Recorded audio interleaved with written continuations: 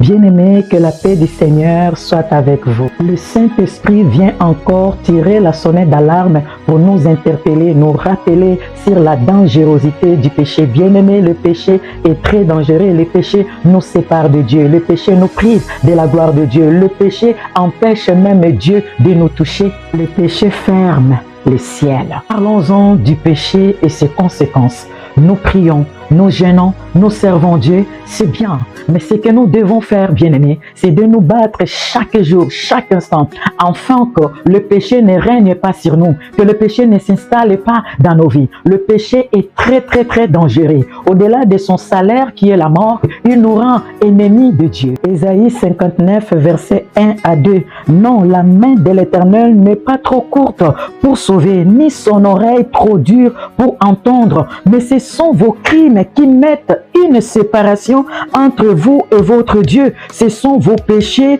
qui vous cachent sa face et l'empêchent de vous écouter. N'oublions pas que c'est la prière du juste qui a une grande efficace. Or, celui qui est juste, il pratique la justice. Qui dirons-nous donc? Demeurerions-nous dans le péché pour que la grâce abonde?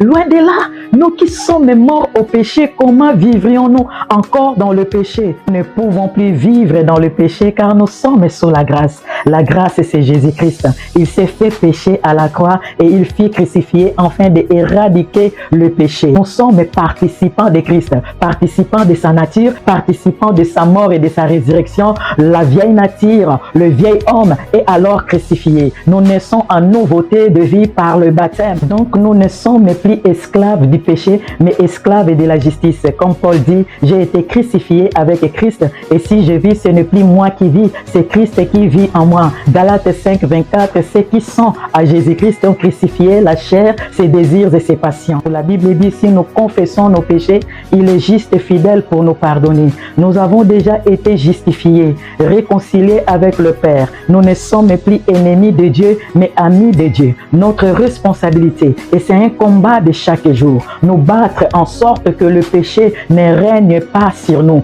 que le péché ne s'installe pas dans nos vies. Dans la prière, dans la parole de Dieu, par l'œuvre du Saint-Esprit, nous arriverons. Shalom, nous reviendrons par la grâce de Dieu.